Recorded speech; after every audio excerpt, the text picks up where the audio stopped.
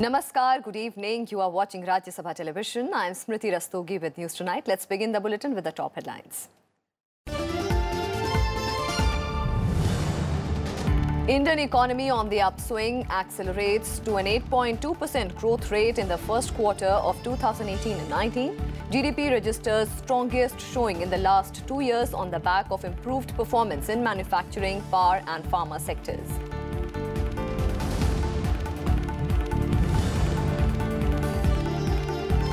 Census 2021 to collect data on other backward classes for the first time. Home Ministry finalizes roadmap to release report within 3 years of the exercise. Satellite maps, georeferencing of houses will be some of the techniques used.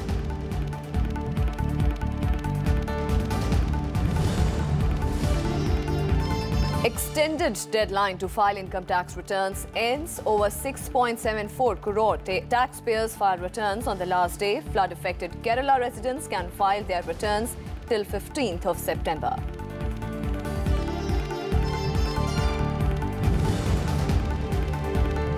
India will always assist development in Nepal, says Prime Minister Narendra Modi. Jointly inaugurates 400-bed Adharamshala built with Indian help in Kathmandu.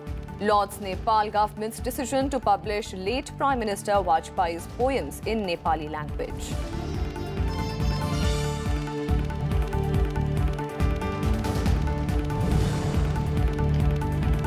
And in the Asian Games in Jakarta, Indian sportspersons bag 6 medals, 3 of them in rowing events, 1 each in boxing and squash.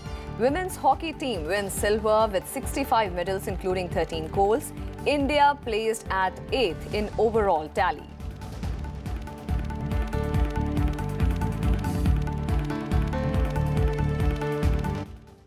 Our top focus tonight, with an 8.2% growth rate, India cemented its position as the fastest growing economy on Friday. Experts believe that better rainfall and government spending have given households more money to buy consumer durables, which gave a boost to the manufacturing sector.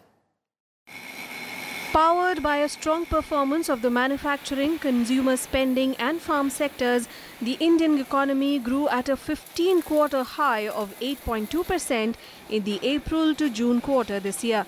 The GDP data marks the first quarterly report of the current financial year. Economic performance, the economy's performance is back to very normal, good growth path is complete. We had over 8% of quarterly growth, I think last time in the first quarter of 2016-17. Now with after 8 quarters, we are at 8.2%. According to the Central Statistics Office, manufacturing, electricity and gas registered a growth of over 7% during the period. In gross value-added terms, the GDP growth stood at 8%. In the financial year 2017-18, GDP expanded at 6.7%, lower than the 7.1% recorded in the previous year. On consumption side, we continue to rely on and see a very good consumption growth in the economy. So it remains very robust at 54.9%. growing from 54.7% of last time. So a very strong, good consumption growth. Now coupled with the capital formation also, I think it signals a very robust growth.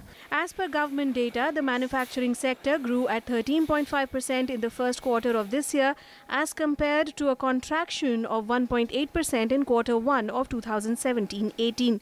While agriculture, forestry and fishing sectors grew by 5.3% as compared to a growth of 3% in quarter 1 of 2017-18. The Reserve Bank of India had earlier this month projected GDP growth for 2018-19 at 7.4%. Bureau Report, Rajya Sabha TV. And for more on this, we'll go across to Mr. Avinav Prakash, Assistant Professor, SRCC. Sir, thank you so much for coming to our show. Sir, what are the factors which led to the jump in the GDP? Well, we have to see this trend in a bit of a long term. When the government came to power, it inherited a growth rate which was around 5.5%, 5.7%. And then the growth rate saw a jump, but it was hovering around 7% something. So there were lots of fluctuation in the economy. And before being pulled down by the restructuring of the economy because of GST and demonetization.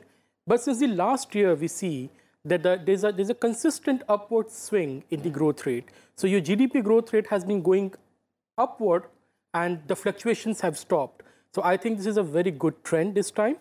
As the reports have also said, that is basically the government spending and the robust performance in the agricultural sector, coupled with the revival of the capital formation and the consumer expenditure, which is actually the main reason why we are having this high number of 8.2% GDP growth rate. And I think it is only going to gather momentum in the coming quarters. And is the growth, which has been triggered by good performance in the sectors like manufacturing, electricity, gas and water supply, is it sustainable? Well, as far as the water supply and electricity and other things are concerned, one of the reasons why you are having a high growth rate in these sectors is the consistent government push in the utility sector. So you have lots of toilet constructions, home construction, push on the electrification, push on the house construction, which is creating an externalities of their own. So in this case, I think it is going to be sustainable in the long run. However, as far as the manufacturing is concerned, we have to be a bit more cautious because we still have a huge NPA problem. The banks are also laden with the NPA so far. We have enacted an IBC code. We have fast-tracked the resolution of the NPAs, but that will take some time. So revival in the manufacturing sector has to be treated a bit more with a bit more caution. And but overall, the growth rate seems to be on a broad-based trajectory. So we are having an upswing across all the sectors, which is an excellent thing. And do these figures prove that the reform agenda is on track? Has the GDP regime stabilized across the sectors? Well, after a very long time, we are having a very strong upward swing in the agriculture sector, which is great news because agriculture sector has been performing below the average for a very long time. And this is not under this government only, but if you go beyond this government as well. So in that sense, we see the agriculture sector is up. The capacity utilization in the industry is also up. That is more than 75% now. The credit growth is also increasing. And we're having an upswing across all the industries, which is actually something which has not been seen for many years now. In that case, I think the GDP is consistently going upward and more likely the momentum will be maintained. And how close is India to becoming the 5th largest economy as predicted by Finance Minister Arun Jaitley? Well, I think that will happen sooner than expected. We have just overtaken the France and we are expected to take over the Britain by the end of this year, most likely. Finance Minister has said by the next year, but I think that is going to happen sooner than expected. Thank you so much, Mr. Prakash, for joining us and giving us a wider perspective on that development.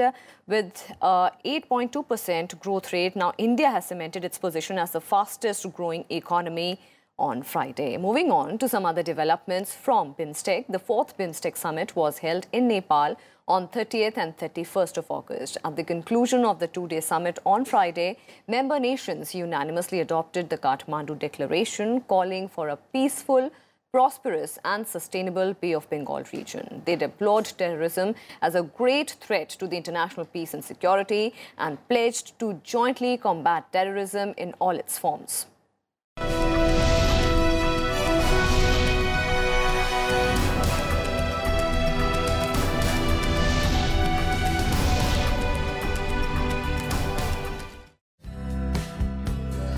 A peaceful, prosperous and sustainable Bay of Bengal region. The pledge made in the Kathmandu Declaration, adopted unanimously by leaders of BIMSTEC nations at the concluding ceremony of the 4th summit of the formation. Member nations also signed a Memorandum of Understanding to establish the BIMSTEC grid interconnection to enhance energy cooperation among member states. I am pleased to express sincere thanks to all the delegates for signing the Memorandum of Understanding and the establishment of BIMSTEC grid interconnection. I am confident that the MOU will promote cooperation in energy sector between member states. Nepalese Prime Minister KP Sharma Oli also handed over the chairmanship of the forum to Sri Lankan President Maithripala Sirisena. Sri Lanka will now host the 5th summit of BIMSTEC. I wish to thank all member states for the trust and confidence placed in Sri Lanka. I wish to congratulate Nepal for hosting a very successful BIMSTEC Summit and for the warm hospitality afforded to all of us. Sri Lanka looks forward to implementing the ambitious agenda this summit has set for us. I look forward to welcoming all of you to Sri Lanka. The 18-point Kathmandu Declaration is expected to enhance the effectiveness of the BIMSTEC Secretariat by engaging it in various technical and economic activities in the region. The declaration lays stress on cooperation based on respect for the principles of sovereign equality, territorial integrity, political independence, non-interference in internal affairs, peaceful coexistence, and mutual benefit. Work collectively towards making BIMSTEC a stronger, more effective and result-oriented organization for achieving a peaceful, prosperous and sustainable Bay of Bengal region. It also resolves to achieve an enhanced level of economic and social development in the region. It also reposes faith unequivocally in the principles and purposes of the Charter of the United Nations and strives to strengthen it. BIMSTEC leaders strongly condemned terrorism in all its forms and manifestations. The declaration says the nations deplore terrorist attacks in all parts of the world, including in BIMSTEC countries. They also strongly condemn terrorism in all its forms and manifestations. It also states there can be no justification whatsoever for any act of terrorism. BIMSTEC nations affirmed their support to identify and hold accountable states and non-state entities that encourage, support or finance terrorism, provide sanctuaries to terrorists and terror groups, and falsely extol their virtues. It also calls upon all countries to devise a comprehensive approach to stop terror financing. Terrorism is a common enemy of the humanity, so all member states has unwavering commitment against it. So we will discuss, we will share the experiences, we will coordinate our policies and programs to defeat the terrorist threats. Ahead of the concluding ceremony, leaders of the seven-nation group also met for a retreat. Bureau Report, Rajya Sabha TV. And Prime Minister Narendra Modi held several bilateral meetings with BIMSTEC leaders. He met his Thailand counterpart, during which the two leaders reviewed the entire gamut of bilateral ties, including ways to strengthen cooperation between India and Thailand. The Prime Minister termed the talks productive. He also met Myanmar President and discussed ways to strengthen bilateral cooperation. The areas discussed include development cooperation and energy. The Prime Minister also met the Chief Advisor to the interim government on Bhutan.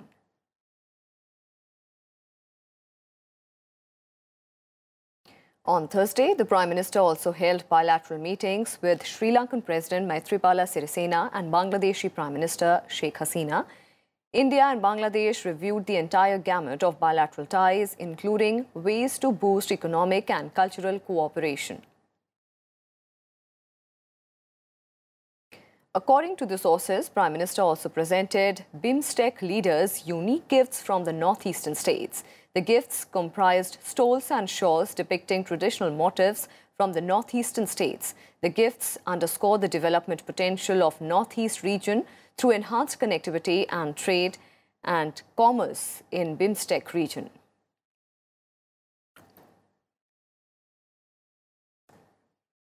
And Prime Minister Narendra Modi and his Nepalese counterpart KP Sharma Oli on Friday jointly inaugurated Adharamshala in Kathmandu. The 400-bed Nepal-Bharat Maitri Pashupati Dharamshala has been built with Indian assistance for the pilgrims of the Pashupatinath temple.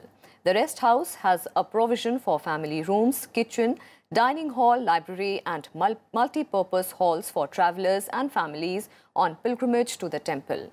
Addressing the gathering, Prime Minister Narendra Modi said that the Dharamshala will remind people of the friendship between the two countries.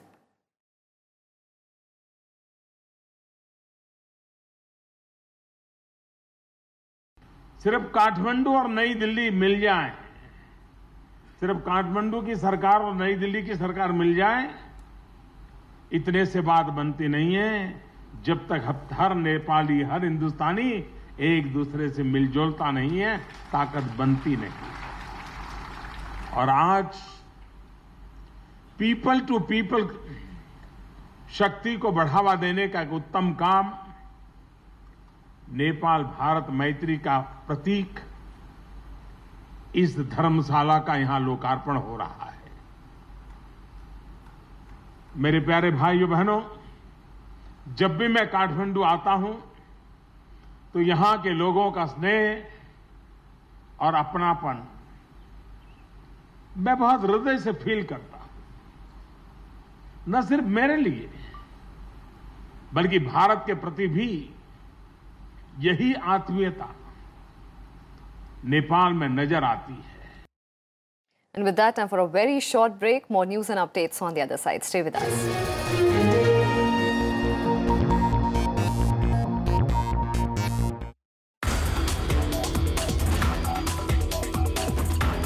All over the world, biofuel is becoming more important in the climate change context. Government of India has also celebrated this. Prime Minister was invited in the program and he announced that India is taking significant lead in biofuel production system and there is a potential of at least 1 lakh crore rupees in coming years as a bio-CNG alone. It will raise the income of rural areas, it will raise the income of farmers and it will strengthen the government effort in doubling the farmers' income in few years. Watch Eureka with Professor Virendra Kumar Vijay, Head and IREDA Chair Professor at Centre for Rural Development and Technology in IIT Delhi, Saturday 4 p.m. and Sunday 12 noon, only on Rajya Sabha television. First up, policy for biofuel in the aviation sector. Biofuel is the fuel of future. And I'm glad that Government of India has taken the lead, that this is one of the first countries which is now encouraging biofuel, though we still have a long road to cover. Fairly, first of all, fragmented in terms of what we want to do in our energy sector. Secondly, we have not shown ourselves with the staying power to harness what we want to say, or what we say with what we want to do. Of Japanese industrial townships in India. Now, the industrial townships fall in place as a very key building block because to compete in the global market, where you manufacture, the infrastructure and other facilities have to be comparable. Yes. And secondly, connectivity to ports and airports has to be comparable. What the Japanese government is bringing along is capital. Yes. And of course the technology. What we have to provide is the land and the labor.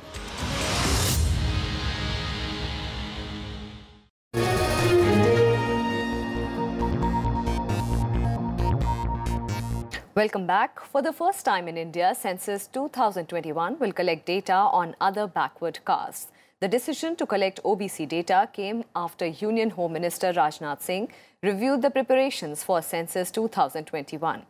In the review meeting, the Home Minister also discussed the roadmap for undertaking the census in 2021 and directed that the process be speeded up.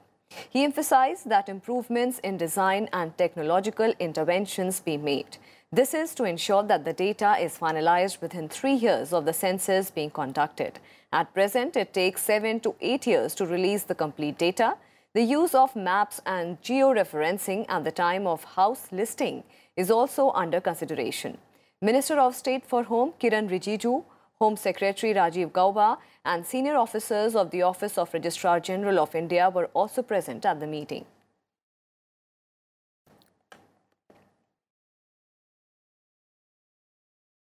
On to some more developments. The last day of income tax return filing saw a large number of people filing their ITR. Total number of income tax returns filed for the financial year 2017 and 18 crossed 6.7 crores on Friday. A jump of over 60% compared to last year had already been recorded on the second last day of filing the tax returns. As per the government rules, filing income tax returns after 31st of August will attract a fine of up to 10,000 rupees depending on the degree of delay. However, people in Kerala have an extension till 15th of September because of the devastating floods there. The government had earlier extended the last day of filing of income tax returns from July 31st to August 31st.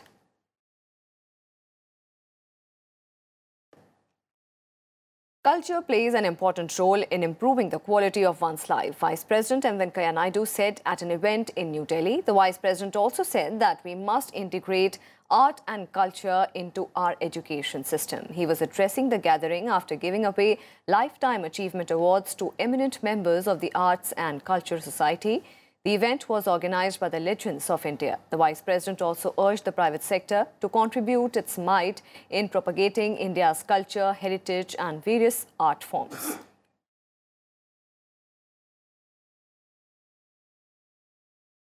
The culture plays an important role in improving the quality of our lives. What is life? Life is not simply eating, meeting, greeting, or moving around, or enjoying some wealth and all. Life is of all these things. That's why you go through the history, our Rajas, Maharajas, kings, even others. They all used to encourage different forms of arts. On to some other news which we have been tracking through the day. The Supreme Court has adjourned petitions challenging the constitutional validity of Article 35A to January 19, 2019.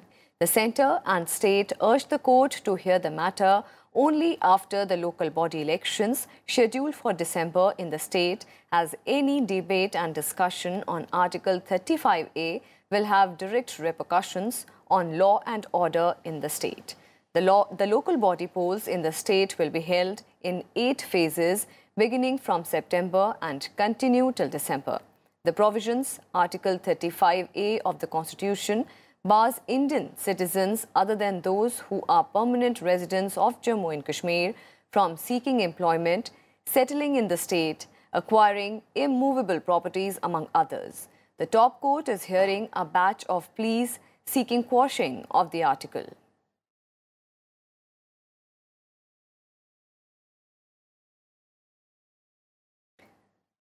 The Supreme Court has adjourned the petitions challenging the constitutional validity of Article 35A to 19th of January 2019, which is the next year.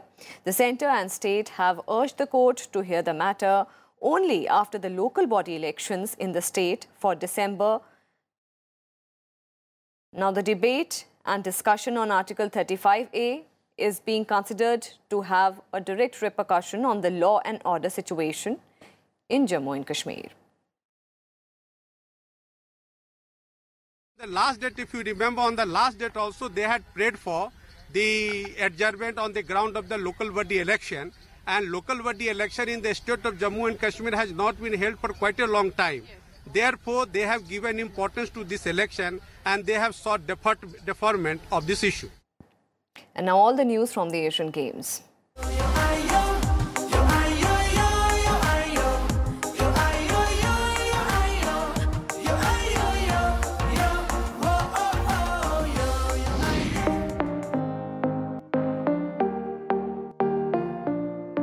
And now let's take a look at the medal tally of the Asian Games.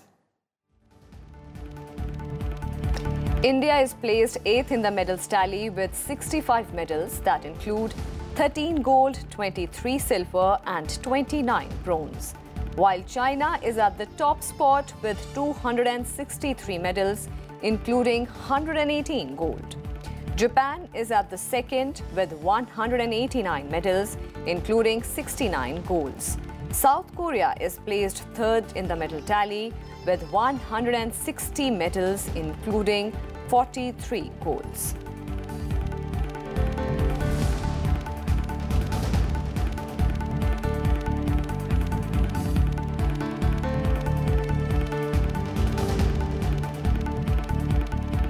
And in sailing, Varsha Gautam and Shweta Shervigar won silver in the 49FX women's event.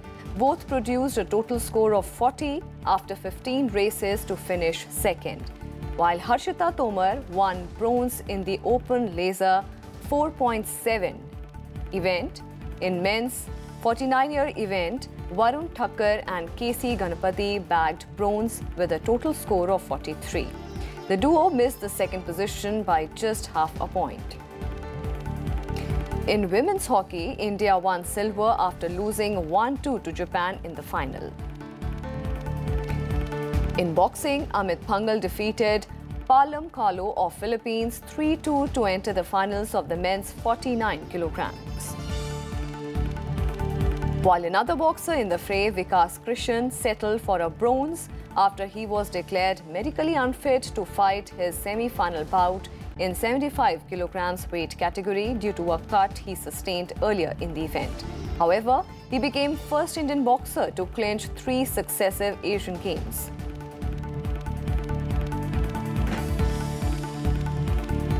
That's all we have for you in this edition of News Tonight. For more news and updates, keep watching Rajya Sabha Television. Namaskar.